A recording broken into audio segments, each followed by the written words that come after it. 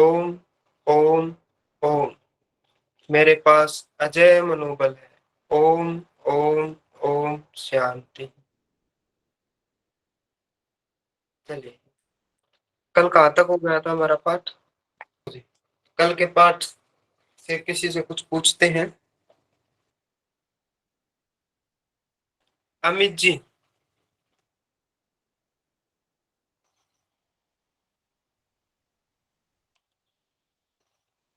अनीता जी, जी sir. जी सुषुम्ना के पर्यायवाची बताइए। कितने पर्यायवाची बताए थे सुषुम्ना के? सर मेरी क्लास मिस हो गई 2, सॉरी। ठीक है जी, ठीक है।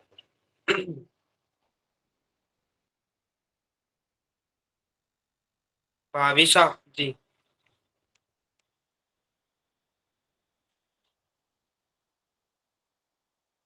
कल्याणी, कल्याणी जी हैं? हाँ हाँ हाँ है सर। 7 पढ़े, मतलब सुषुम्ना के 7 पर्यायवाची है। जी नाम बताओ सर। जी बताइए। हाँ, सुषुम्ना, शून्य पदवी, ब्रह्मरंध्र, हाँ, शमशान, संभवी, महापद और एक मध्य मार्ग।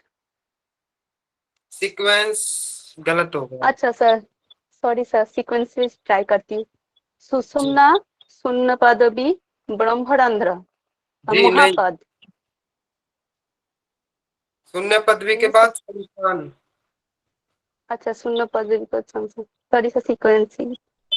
नहीं सर, शून्य पदवी के बाद ब्रह्मरंध्र ही आएगा। अच्छा जी, हाँ सर। चलिए।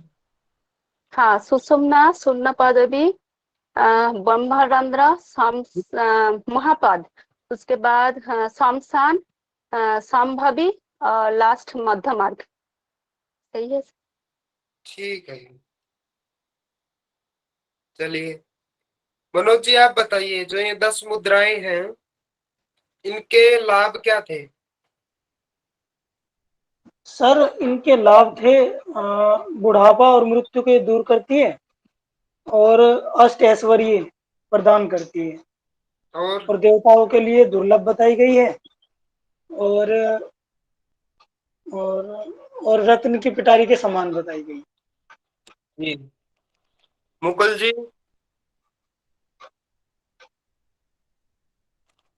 Yes sir. आप थे कल कक्षा में? नहीं था सर। अच्छा, ठीक है जी। पुष्पा जी, सर जी आप बताइए महामुद्रा विधि। विधि। Yes sir. बाएं पाव की एड़ी को अपनी शिवनी योनि के नीचे दबाना है और दाहिने पैर को फैलाकर उसे दोनों हाथों से उसे दो पैरों को दृढ़ता पूर्वक पकड़ना है और जालंधर बंद बांधना है और इस प्रकार यथाशक्ति रुकना है और वो पुनः बंद छोड़ते हुए वो पूर्व स्थिति में आना है। श्वास को धीरे धीरे रेचन करना है। इस प्रकार एक तरफ से अभ्यास होने पर उसी समान दूसरे पैर से भी हमें अभ्यास करना चाहिए। दूसरी तरफ से भी करना।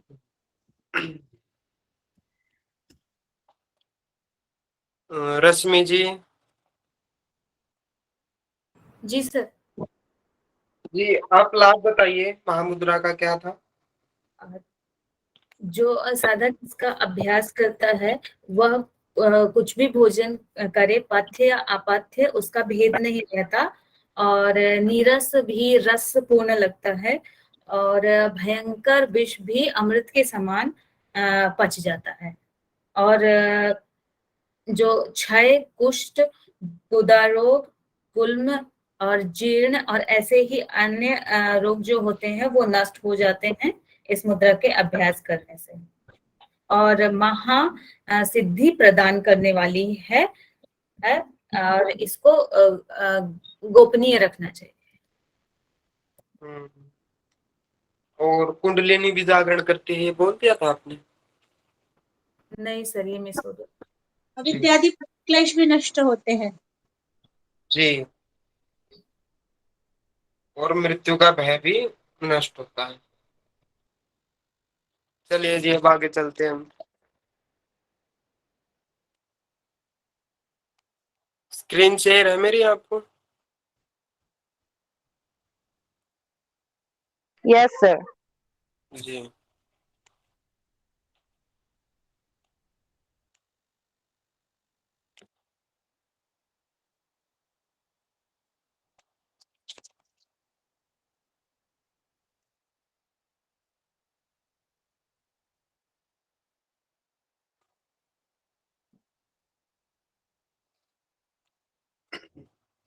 आज हम देखेंगे महाबंध क्या है।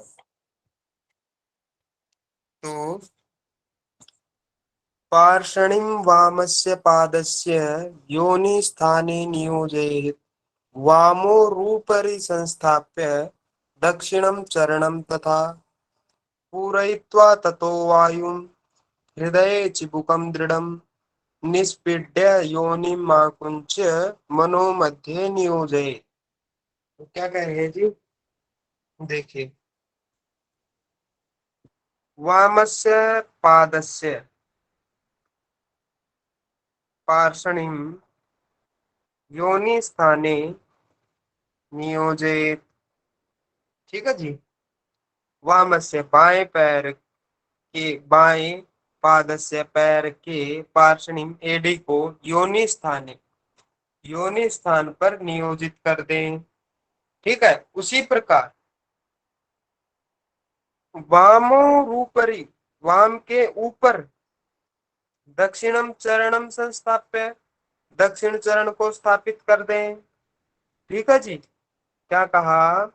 बाई पैर की एडी को शिवनी के योनि स्थान पर नियोजित करते हैं और जो बायां पैर है उसके ऊपर दक्षिण चरण संस्थापित कर दें, स्थापित कर दें, रख दे। और क्या करना है? पूरयित्वा ततो वायुम। ठीक है जी। वायु का पूरक करना है। ये नहीं बताया किस नासिका से करना है, इसका मतलब क्या हुआ? दोनों नासिकाओं से पूरक करना है। और हृदय चिबुकम दृढ़म, और हृदय पर चिबुक ठुड्डी को दृढ़ता पूर्वक लगा देना, अर्थात जालंधर बंद लगा दें। निष्पीड्य योनिमा कुंचे मनो मध्य नियोजित। और क्या कहा? योनिमा कुंचे, योनि भाग को, ठीक है जी, योनि शिवनी को आकुंचे आकुंचित कर, निष्पीड्य दबा करके, मनो मध्य नियोजित, और जो हमारा मन है उसको मध्य में अर्थात सुषुम्ना में लगा दें। इतना कहा इसमें। ठीक है जी। पार्षणिम वामस्य पादस्य, वाम पैर की एडी को अच्छी तरह शिवनी नाड़ी से लगाना है। तत्पश्चात बाएं पैर के ऊपर, बाएं पैर की ऊपर दक्षिण पैर को संस्थापित करें। इसी प्रकार फिर क्या करना? पूरयित्वा ततो वायु, और वायु का पूरक करेंगे। और हृदय चिबुकम दृढ़म, अर्थात जालंधर बंद लगाएंगे। और क्या कहा? योनि माकुंचय निष्पीड्य, और योनि को आकुंचित करेंगे, अर्थात क्या करेंगे? योनि माकुंचय निष्पीड्य, मूल बंद की बात। मूल बंद लगाएंगे। और क्या करेंगे? मनो मध्य नियोजित, और मन को मध्य में नियोजित कर देंगे, संस्थापित कर देंगे। क्या विधि हुई?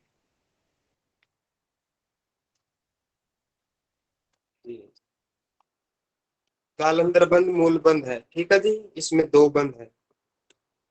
मन को सुषुम्ना में लगाना है, श्वास धीरे धीरे छोड़ना है, और बाईं ओर से अभ्यास पहले प्रारंभ करना है, पार्षणिम वामस्य पाद। ठीक है जी। आगे चलिए। फिर क्या कहा? धारयित्वा यथाशक्ति रेचयेत् अनिलम शनै, सव्यांगे तु संवक्ष्य दक्षांगे पुनरभ्यसेत्। धारयित्वा यथाशक्ति, यथाशक्ति हमें श्वास को धारण करना है, कुंभक लगा करके रखना है। और अनिलम, शनैः, और फिर अनिलम, वायु को शनैः धीरे धीरे रेचेत, रेचन कर देना है।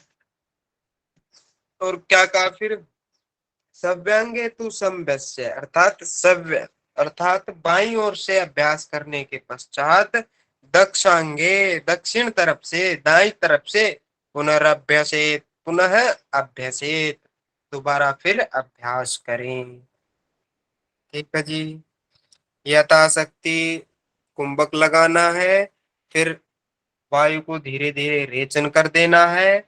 इसी प्रकार जब दाई बाईं तरफ से अभ्यास हो जाएगा पूर्ण, तो दाईं तरफ से पुनः अभ्यास करना है। और देखिए क्या कहा, मत मत्र तु केशांचित, मत मत्र अनेक मतों में, मत मत्र तु केशांचित कंठबंधम विसर्जयेत, राजदंतस्थ जिव्या बंध सस्तो भवेत इति।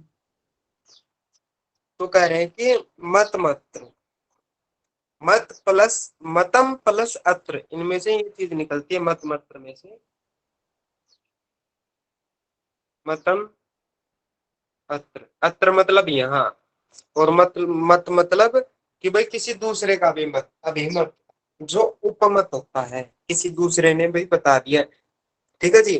तो कुछ आचार्यों के मत में तो क्या है, केशांचित, केशांचित कुछ आचार्यों के मत में तू निश्चय ही कंठबंधम विसर्जित, कि भाई कंठबंध को नहीं लगाना, जालंधर बंध का निषेध बता दिया कुछों ने।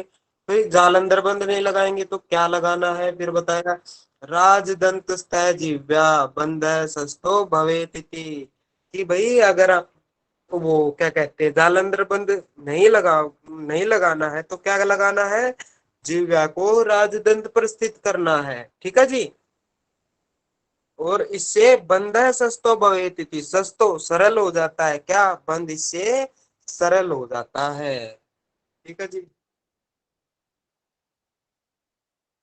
राजदंत कहाँ स्थित होता है, कौन बताएगा। है सर। राजदंत कहाँ पर स्थित है।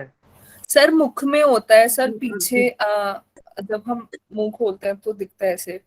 टालू भाग में सर, जो ऊपर का होता है टालू भाग। सर और जहाँ खेचरी मुद्रा, जहाँ से खेचरी मुद्रा होती है वहाँ। जी बिल्कुल ठीक, खेचरी मुद्रा होती है। खेचरी मुद्रा में क्या करते हैं, जो हमारे जो 10वां द्वार होता है मुख में, ऊपर वो जो घंटी का लटकी रहती है हमारे गले में, वहां होता है एक और स्थान, वो होता है राजदंत, वहां पर हमें जिह्वा को स्थित कर देना है। ठीक है जी। और कौन से और कहाँ आया था प्रदीपिका में कि भाई राजदंत पे जिह्वा लगानी है, जालंधर बंद न लगाओ तो, जालंधर बंद नहीं बताया था वहां पर, किंतु राजदंत पर बताया था दूसरे मत में, किसी को याद है।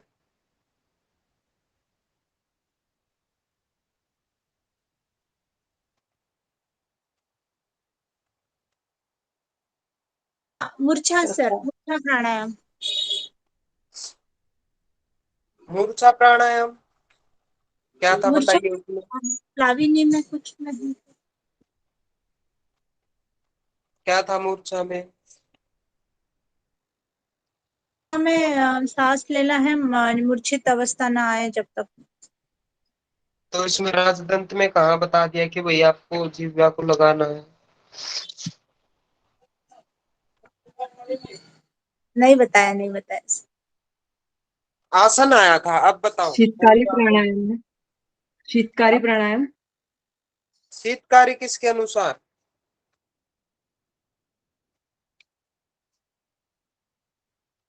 आसन में आया था, किसके अनुसार मीन्स? आसन में आया था जी, आसन में शायद पद्मासन में आया हो।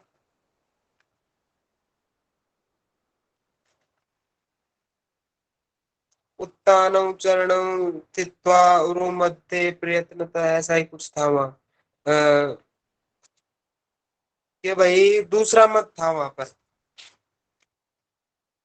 कि भाई वो हमें नासाग्रे विन्यसेत राजदंत मूले तु जिह्वा, वहां आया था ना कि भाई नासाग्र दृष्टि रखनी सर है सर और वो तो पद्मासन में होगा सर वो तो, हाँ क्योंकि जी। उसमें नासाग्र दृष्टि होती है ना सर। और राजदंत मूल में हमें जिह्वा लगानी थी। जिव्या लगानी जी। चलिए आगे। सर इसमें जो श्लोक की हिंदी दे रखी है इसमें लिख रखी कि जीवा को आगे के दांतों से लगाना है। वो गलत लिख रखा है, कोई तालु बाग कहता है, किंतु अब आप योग तत्वोपनिषद पढ़ोगे तो मैंने पद्मासन करवाते समय श्लोक के सहित करवाया था। श्लोक आया हुआ है योग तत्वोपनिषद में। हाँ जी सर। नहीं नहीं, योग तत्व सॉरी, योगराज उपनिषद में आया हुआ है कि हमारा राजदंत कहाँ पर स्थित है। ठीक है जी। ठीक है सर। जी चलिए।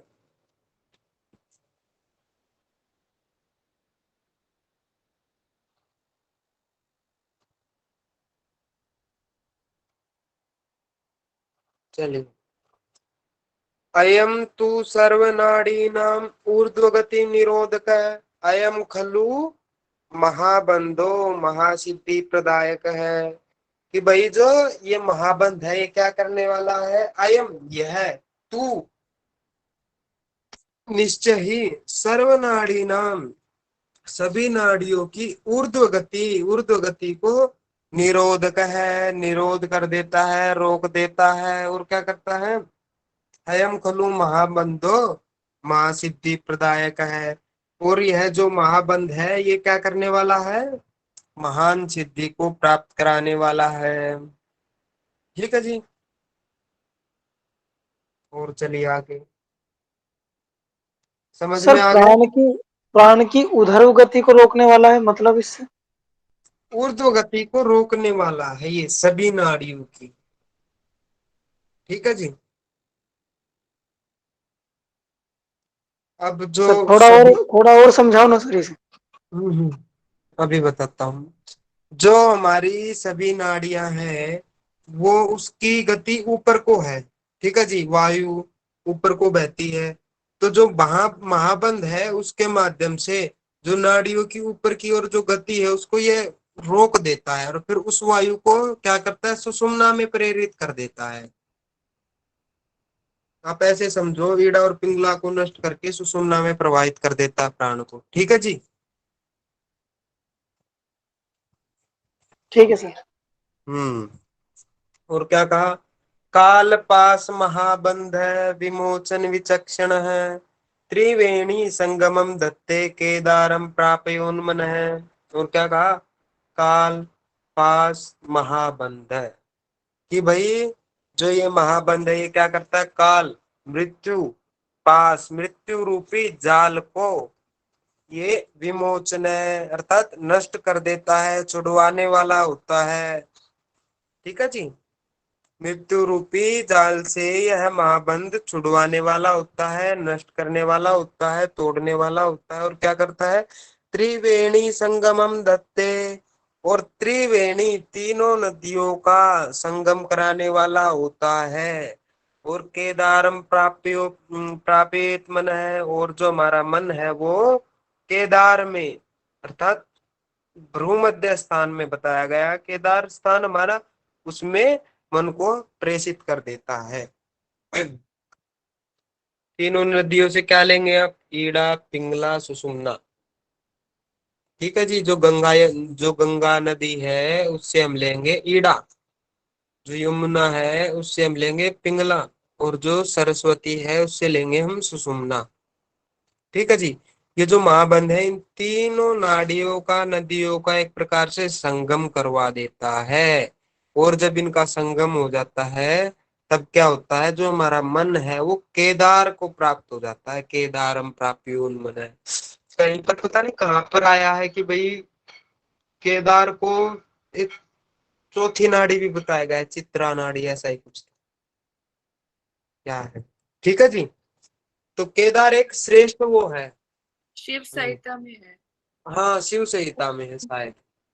तो केदार एक तीर्थ स्थल है हिंदुओं का, ये नदियां भी तीर्थ अर्थात धार्मिक नदियां हैं, इसलिए इनको इनकी वो कर दी इन्होंने, स्वात्माराम जी ने इनकी तुलना कर दी इड़ा पिंगला और सुषुम्ना की गंगा यमुना और सरस्वती से। और जो केदार है वो भी एक श्रेष्ठ तीर्थ स्थान है, और वो उसकी तुलना करती भ्रूमध्य से। हो गया स्पष्ट सबका?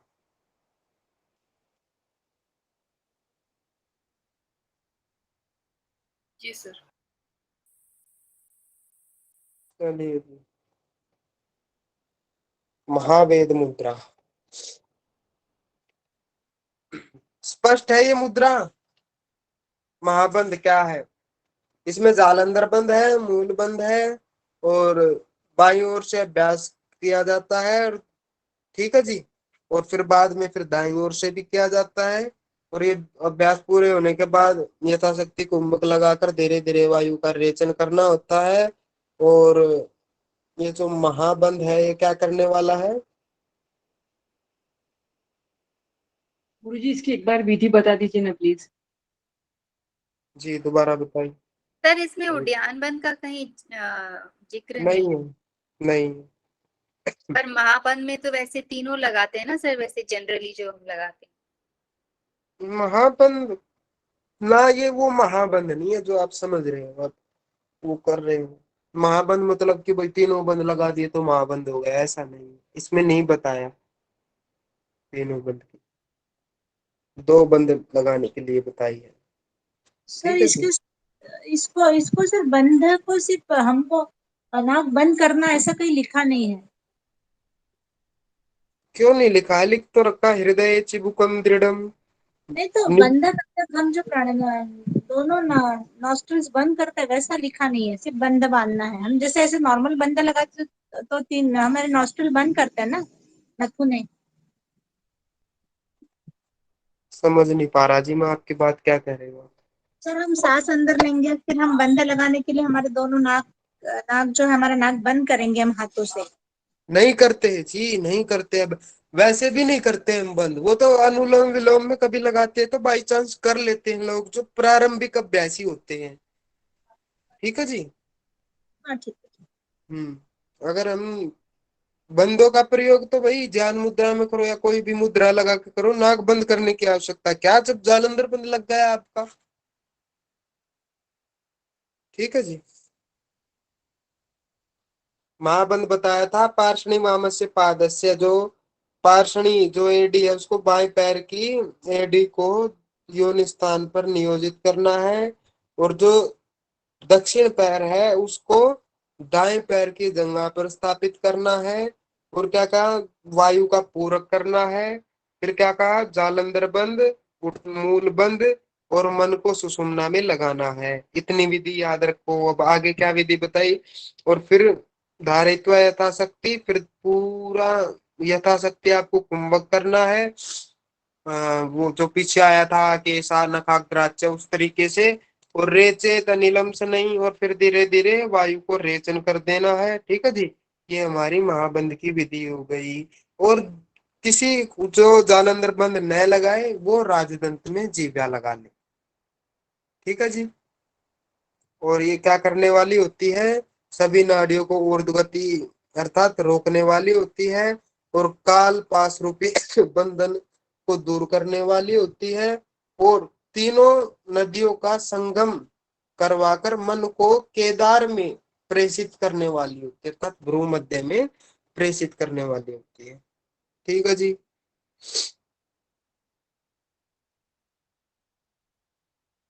चलिए। रूप लावण्य संपन्ना यथा स्त्री पुरुषम विना महामुद्रा महाबंधौ निष्फलौ वेद वर्जितौ। कह रहे हैं कि भाई रूप लावन संपन्न, कि भाई कोई रूपवान रूप से ओज से जो संपन्न स्त्री होती है वो पुरुषम बिना निष्फलौ। अब पता नहीं ये किस विषय में लिया है इन्होंने यहाँ पर, कुछ आ जाती है पुरुषम बिना निष्फलौ, कि भाई पुरुष के बिना निष्फल होती है, उसी प्रकार महामुद्रा महाबंध किसके बिना निष्फल है? वेद वर्जित महावेद मुद्रा के बिना ये किसी काम की नहीं। एक प्रकार से ये बताया है कि भाई महावेद के बिना महामुद्रा और महाबंध फलहीन है, इतना याद रखो। स्पष्ट है? जी सर। जी। और बोल दीजिए महा सर। जी सर एक बार और बोल दीजिए। जी। रूप लावण्य संपन्ना यथा स्त्री पुरुषम बिना, कि भाई कोई भी स्त्री हो वो निष्फल होती है किसी एक पुरुष के बिना। ठीक है जी।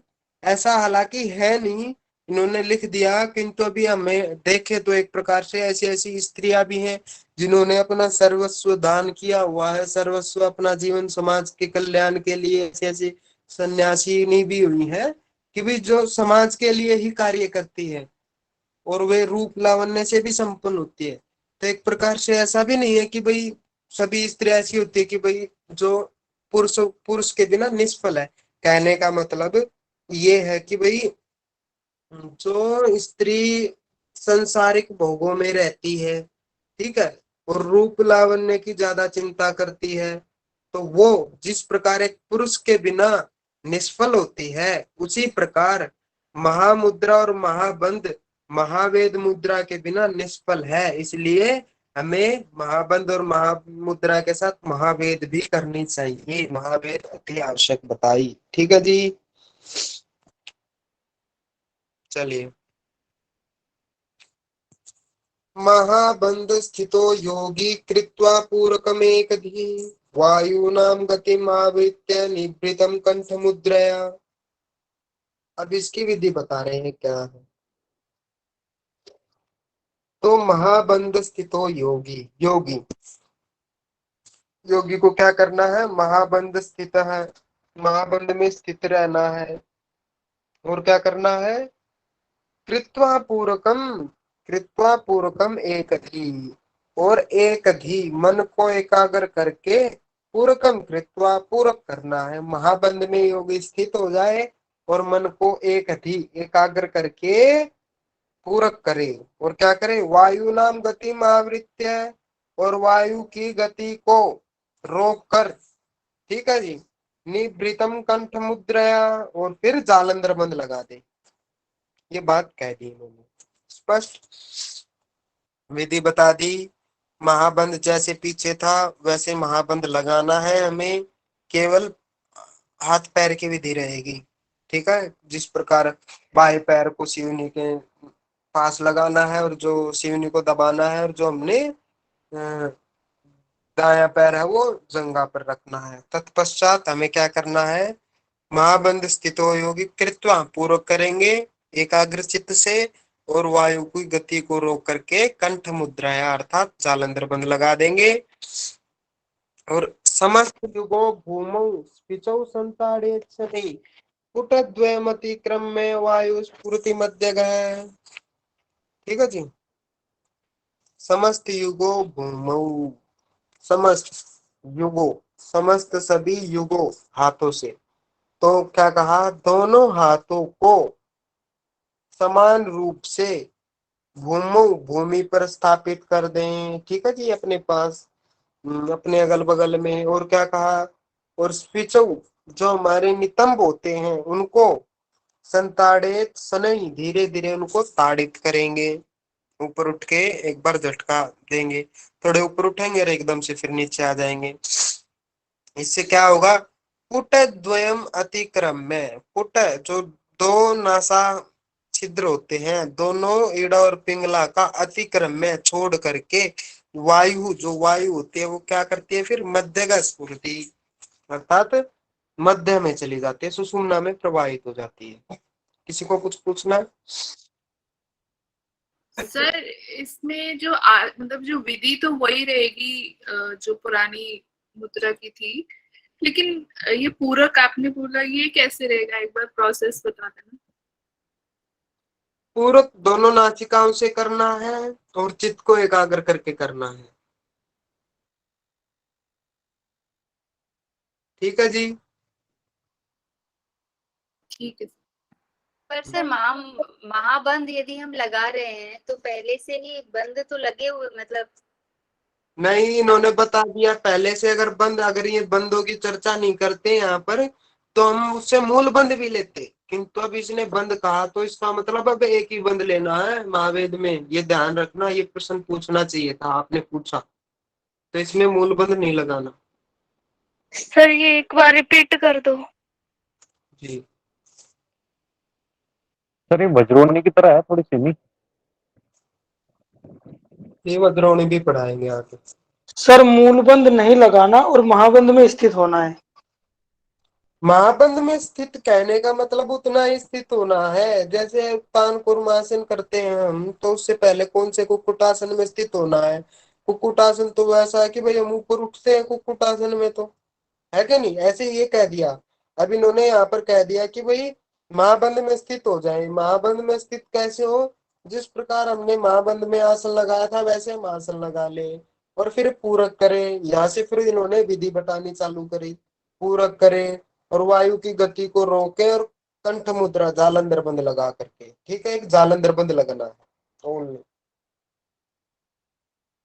इतनी ही बात है। महाबंध में स्थित होकर योगी पूरक करेंगे एकाग्र चित्त से, और वायु नाम गति महावृत्य है, और वायु की गति को रोक करके कंठ मुद्रा निवृतम, और जो कंठ मुद्रा उसको लगा ले, जालंधर बंद लगा ले। ठीक है जी। और फिर कहा समस्त युगो भूमो स्पिचौ संताड़ेत सनई। समस्त युगों, और जो हमारे दोनों हाथ हैं उनको युगो समान रूप से भूमो भूमि में स्थित करके, स्पिचौ जो हमारे नितंब है उनको संताड़ित ताड़ित करना है, शनि धीरे धीरे। और इससे क्या होगा, पुट द्वयम अतिक्रम में दो हमारी दोनों ईड़ा और पिंगला नाड़ियां है वे क्या करेंगी, वायु अतिक्रम में वायु को छोड़ करके, वायु का अतिक्रम में करके स्फुरति मध्य का है वो वायु कहाँ पहुंच जाएगी, मध्य में स्थिर हो जाएगी, अर्थात सुषुम्ना में प्रवेश कर जाएगी।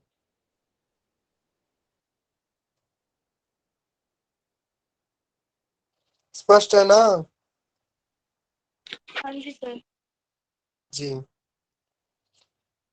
सोम सूर्याग्नि संबंधो जायते च मृताय वै, मृतावस्था समुत्पन्ना ततो वायु विरेचेत। कहा कि सोम सूर्य और अग्नि, ईड़ा पिंगला और सुषुम्ना संबंधो, इनका संबंध होता है किसके लिए, अमृताय वही, अर्थात अमरता के लिए, अमरता की तथा मोक्ष की प्राप्ति के लिए। और क्या कहा, मृतावस्था समुत्पन्ना ततो वायु विरेचेत। ठीक है जी। और जब मृतावस्था अर्थात जब तुम्हारा कुंभक अति हो जाए, तुम्हारी मरने जैसी अवस्था उत्पन्न हो जाए, तब क्या करना है, वायु को रेच कर देना है, निकाल देना है, विरेचित कर देना है। ठीक है। हमने क्या किया था, महाबंद वो क्या कहते हैं, महाबंद लगा करके जालंधर बंद लगाया था। ठीक है जी। फिर जालंधर बंद लगा करके हमने वायु की गति को रोक दिया था जालंधर बंद के माध्यम से। फिर हमने अपने जो आसन है उससे उसके साइड में हमने अपने हाथ रखे और नितंबों को ताड़ित किया। उससे क्या हुआ, जो हमारी वायु है वो ईड़ा और पिंगला को छोड़ करके मध्य में संचारित होने लगी। और ठीक है, फिर आगे बताने लगे कि भाई इन तीनों का जो संगम है ना वो केवल अमरता के लिए होता है। ठीक है। और कहा फिर कि मृतावस्था समुत्पन्ना, और जब तुम्हारी मृतावस्था समुत्पन्ना उत्पन्न हो जाए, जब तुम मृतावस्था से क्या बताऊं आपको कि एक प्रकार से कुंभक की स्थिति न बनाए रखने में रहना। ठीक है जी। जब ऐसी उत्पन्न हो कि भाई तुम कुंभक न लगा सको, कुंभक की स्थिति तो आपकी खत्म होगी, क्षमता खत्म होगी, तब ततो वायु विरेचय, तब आप वायु को विरेचन कर दे, निकाल दे।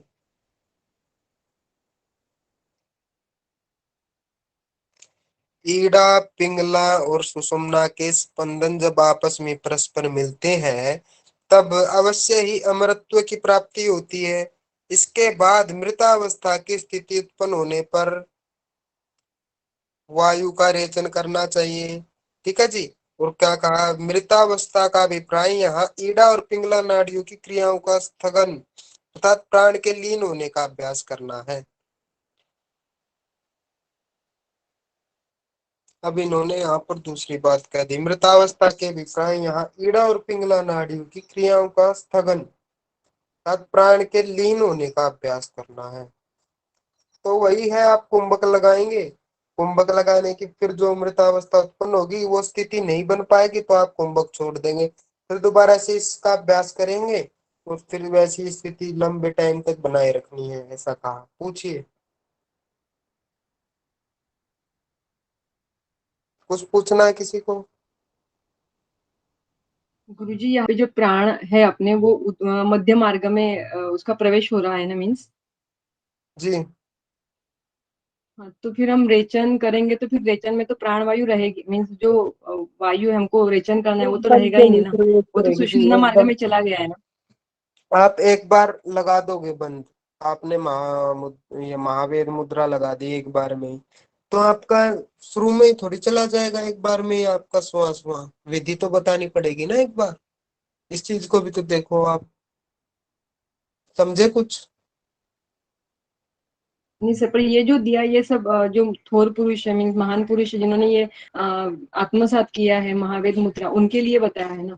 तो ये जो हमारा प्राण वायु सुषुम्ना में प्रवाह कर चुका होगा तो फिर हम रेचन किसका करेंगे, वो समझ में नहीं आया मुझे। रेचन हम श्वास का ही करेंगे, किंतु जब हमारा ये जो कुंभक नहीं लगा पाएंगे हम, ठीक है जी, तब करेंगे हम रेचन, जब हमारी स्थिति खत्म हो जाएगी कुंभक न लगा पाने की। देखो कहा, कौन सा श्लोक था ये, सोम सूर्य अग्नि संबंधो, यही था ना। तो ईड़ा जी जी पिंगला जी। के स्पंदन जब आपस में परस्पर मिलते हैं तब अवश्य ही अमरत्व की प्राप्ति होती है, तो ये बात कह रही है। ठीक है, इन्होंने ये नहीं कहा कि भी सुषुम्ना में प्रवेश होगी वायु। ठीक है, इसमें यहाँ कहा होगा मध्य गए, जब हम पुट द्वयम अतिक्रम में, जब दोनों नाड़ियों का अतिक्रमण हो जाएगा, हुआ नहीं है, तब हो जाएगा, तब वायु मध्य गए स्फुरति, वायु मध्य में विचरण करने लगेगी, और जब वायु मध्य में विचरण करने लगेगी तो हमारा केवल सिद्ध हो जाएगा, केवल सिद्ध हो गया तो हमारे रेचक पूरक की आवश्यकता नहीं। और किंतु जब नहीं हुई हमारी पुटद्वयम अतिक्रम में, अर्थात दोनों नाड़ियों का संबंध नहीं हटा, अर्थात दोनों नाड़ियों से रेचन कर रहे हैं हम, पूरक कर रहे हैं हम, और सुषुम्ना में हमारा प्राण नहीं पहुंचा, तब कहा ये कि भाई आपको कुंभक लगाए रखो और ऐसा अभ्यास करते रहो, जालंधर बंद लगाए रहो और आप नितंबों को ताड़ित करते रहो, और जब तक आपकी वो क्या कहते हैं वो सुषुम्ना में प्रवाहित ना हो तब तक आपको इसका अभ्यास करते रहना है। ठीक है, और ऐसा करने से क्या होगा कि भाई ये जो ये तीनों सोम सूर्य अग्नि संबंध, ये जो तीनों नाड़ियां हैं, इनका संबंध अमरता के लिए ही बताया गया है, अर्थात मोक्ष की प्राप्ति कराने वाला है, इसलिए हमें इनका अभ्यास करना चाहिए। ठीक है जी, ये बता दिया। फिर नीचे कह दिया मृतावस्था समुत्पन्ना ततो वायु विरेचेत, और जब मृतावस्था उत्पन्न हो जाए, कि पीछे आया था ना कि भाई जब तक हमारे शरीर में श्वास है तब तक ही हम जीवित हैं, और जब हमारे शरीर से प्राण निकल जाएगा तो हम मर जाएंगे, ऐसी कुछ बात आई थी। यावद वायु स्थितो देहे तावत जीवनम उच्यते मरणम तस्य निष्क्रांति ततो वायु निरोधे। तो इसी प्रकार कह रहे हैं कि भाई मृतावस्था समुत्पन्ना, जब आपकी मृतावस्था ऊपर उत्पन्न हो जाए, जब आपको करने की स्थिति में न हो, तब आपको वायु का विरेचन करना है। ठीक है जी। जी जी गुरु जी, धन्यवाद। जी हाँ, ये आप कह रहे थे कि भाई सन्यासियों ने आत्मसात कर रखा है, वो उन्हीं के लिए बता रखा है, किंतु साधक भी तो एक अपनी स्थिति से जाता है, गुजरता है, वो एकदम से कैसे कर लेगा उसको? कोई भी व्यक्ति पूर्ण योग्य नहीं होता ना, पहले उसको अभ्यास करना पड़ता है, अभ्यास के बिना कुछ है ही नहीं। उसमें भी आया सा, तो दीर्घ काल निरंतर सत्कार से तो दृढ़ भूमि, क्योंकि दीर्घ काल तक हमें अभ्यास करना पड़ता है। कोई भी साधक हो, एकदम से आप कुछ भी नहीं कर पाओगे। वही आप महावेद लगाने लगे और भाई आपका एक बार मुद्रा लगाई आपने, आप पूरे पक्के अणिमा आदि केवल पूरी सिद्धि आपको प्राप्त, तो भी आप एक बार में अभ्यास करिए बिना कुछ नहीं कर सकते। अभ्यास मुख्य है। महावेदो अयम अभ्यासात महासिद्धि प्रदायक है। जो ये महाबंध है, इसके अभ्यास से क्या होता है, महासिद्धि हमें प्राप्त होती है। और क्या कहा, वलित पलित वे पघ्न सेवते साधकोत्तम ही। वली वली होता है जुर्री, पलित पलित होता है बालों का सफेद होना, और वेप अर्थात कंपन, घ्न अर्थात नष्ट हो जाते हैं। किसके, जो सेव्यते साधक उत्तम, जो उत्तम श्रेष्ठ साधक सेव्यते सेवन करते हैं, किसका, महावेद मुद्रा का। तो उत्तम ही साधक सेव्यते महावेद अयम अभ्यासात, कि भाई जो उत्तम साधक महावेद मुद्रा का अभ्यास करते हैं, उनको क्या प्राप्त होता है, महासिद्धि प्रदायक है। महान सिद्धियां प्राप्त होती हैं। कौन कौन सी, अणिमा लघिमा आदि ऐसी ऐसी सिद्धियां प्राप्त होती हैं। और क्या होता है, वलि पलित वेपघ्न, वली अर्थात झुर्री, पलित बाल का सफेद होना, वेप अर्थात कंपन, घन घन मतलब घनन करना, हनन करना, नष्ट करना, इनको नष्ट हो जाता है। ठीक है, जो साधक महावेद मुद्रा का अभ्यास करता। एतत्त्रयम् महागुह्यम् जरा मृत्यु विनाशनम वन्य वृद्धिकरम चैव यणिमादि गुणप्रदम। एतत्त्रयम्, एतत् ये, त्रयम तीनों, महागुह्यम जो ये तीनों मुद्राएं बताई है, महामुद्रा, महाबंध और महावेद, जरा मृत्यु विनाशनम, जरा मृत्यु और विनाश, जरा अर्थात बुढ़ापा और मृत्यु का नाश करने वाली है। वन्य वृद्धि कर्म चैव, और जो अग्नि को वृद्धि कराने वाली होती है, अर्थात क्या होती है, जठराग्नि को बढ़ाने वाली होती है। और क्या कहा, अष्ट ऐश्वर्य को प्रदान करने वाली होती है। ठीक है जी, अणिमा लघिमा आदि। और क्या कहा, अष्टधा क्रियते चैव यामे यामे दिने दिने पुण्य संभार संधायि पापौघ विदुरम सदा सम्यक शिक्षावतामेव स्वल्पम प्रथम साधनम। कह रहे कि अष्टधा क्रियते चैव। अब ये इम्पोर्टेंट श्लोक आपको थोड़ा याद रखना पड़ेगा। साधक को दिन में, दिने दिने, हर दिन, यामे यामे, अष्टधा क्रियैव, साधक को प्रत्येक दिन, यामे यामे अर्थात 3 घंटे पर, अष्टधा क्रियते 8 बार करनी चाहिए।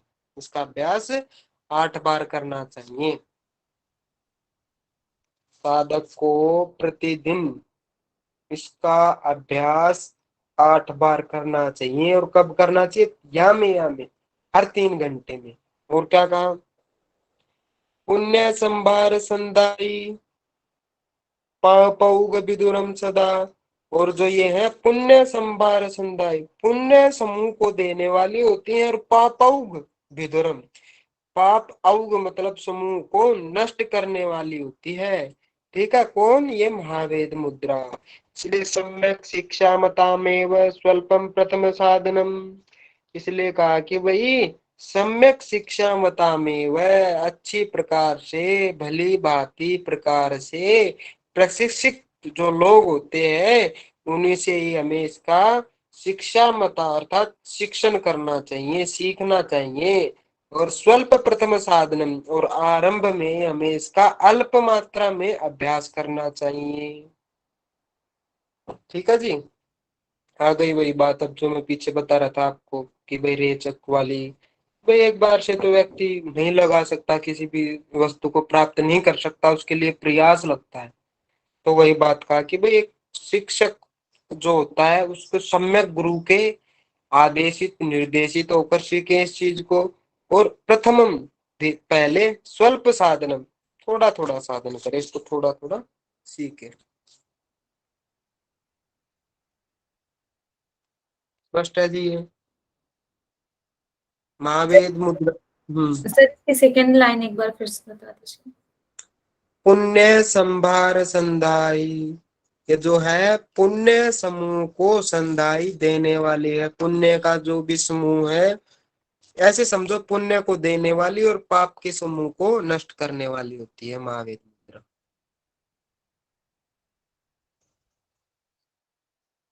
यही था बस, और नहीं।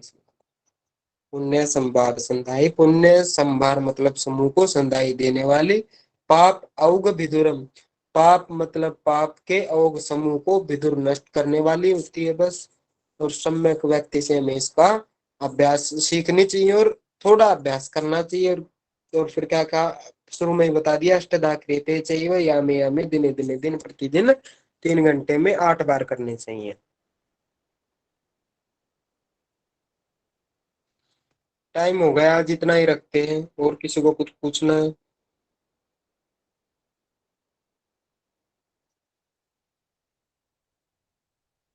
आ रहा है आपको समझ में सब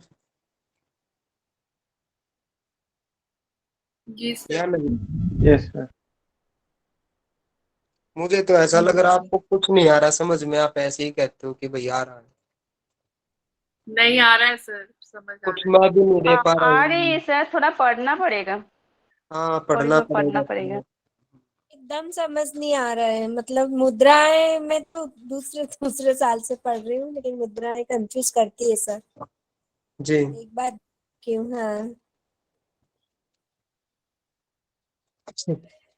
सर जो ये प्रतिदिन 3 घंटे पर 8 बार, मतलब हर 3 घंटे के बाद 8 बार हमें ये करना चाहिए, ये इसका क्या मतलब है? देखो इसकी हिंदी देख लो आप, क्या कह रहे हैं। प्रतिदिन प्रति 3 घंटे पर 8 बार इनका अभ्यास करना चाहिए। हर दिन 3 घंटे बाद, या 3 घंटे हो गए, 8 बार इसका अभ्यास कर लिया। अब 3 घंटे में 8 बार अभ्यास थोड़ी होगा, क्या पता हो कम हो ज्यादा हो। ठीक है जी। तो हर 3 घंटे बाद एक बार कर लिया, फिर ठीक है, 3 घंटे बाद फिर एक बार कर लिया, 3 घंटे बाद फिर एक बार कर लिया, ऐसे ऐसे 8 बार हो जाएगा ना। Okay sir.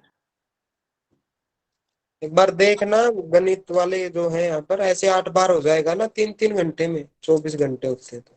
Sir no sir. 24 हो जाएगा ये, वो 24 आठ बार दिन में आठ होगा। ही 8 याम होते हैं ना सर, वो 8 यामों की बात कही गई यहाँ पे।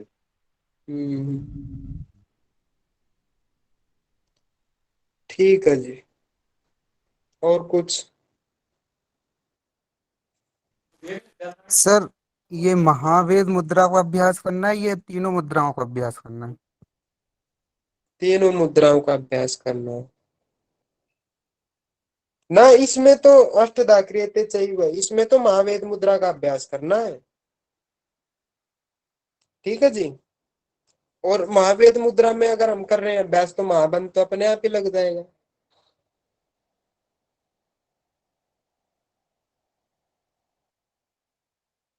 समझे? सर क्या बोला आपने, एक बार फिर से बताइए। प्रतिदिन हमें महावेद मुद्रा का अभ्यास करना है, और महावेद मुद्रा की स्थिति क्या है, महाबंध में स्थित होकर के करना है। ठीक है। और ऊपर आया था कि भाई जो महावेद मुद्रा के बिना जो ये महामुद्रा और महाबंध फलहीन होती है, इसका मतलब क्या है, महावेद मुद्रा का अभ्यास करे, महामुद्रा और महाबंध करने के बाद फिर महावेद मुद्रा का अभ्यास करे। ठीक है जी, ये कहा।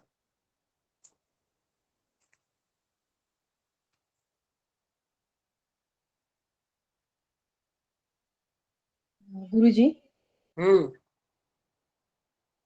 ये मुद्रा जब ये तीनों मुद्राएं बताई आपने, महामुद्रा, महाबंध, महावेद, तो इनका आपने जैसे बताया कि किसका अफारा, पित्त, ज्वर, जो भी कुछ बीमारी आपने बताई, बाल झड़ना, झुर्रियां आना, ये सब बीमारी अच्छी होती, बट इसका कैसे होता है ये थोड़ा समझ में नहीं आ रहा लॉजिकली, कि इसका अपने बॉडी के ऊपर कैसे इफेक्ट हो रहा है, हम जब करते हैं तो ये सब बीमारियां हमारी ठीक हो रही है। या होती नहीं है? क्या एग्जैक्टली होता क्या है? होती है जी, अब तो क्रिया विधि समझानी पड़ेगी आपको, क्या है फिजियोलॉजी एनाटॉमी।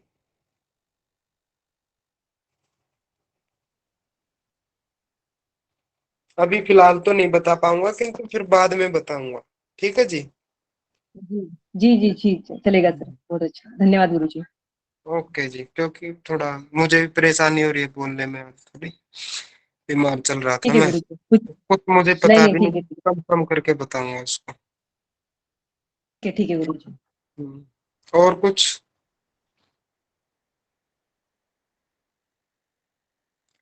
ठीक है जी, प्रणाम सभी को। और आज मैं बनाता हूँ आपकी पीडीएफ, आज रात को करूंगा तैयार। मेरे पास भी क्या बताऊँ, आपकी पढ़ाई भी छूट रही है मेरी वजह से। हाँ, कोई प्रश्न पूछ सकता है मेरे से कभी भी, कुछ भी इससे संबंधित नोट्स वगैरह कुछ भी चाहिए आप पूछ सकते हैं किसी भी टाइम। ठीक है जी। धन्यवाद गुरु जी। ओके, नमस्ते। सर आपके नंबर का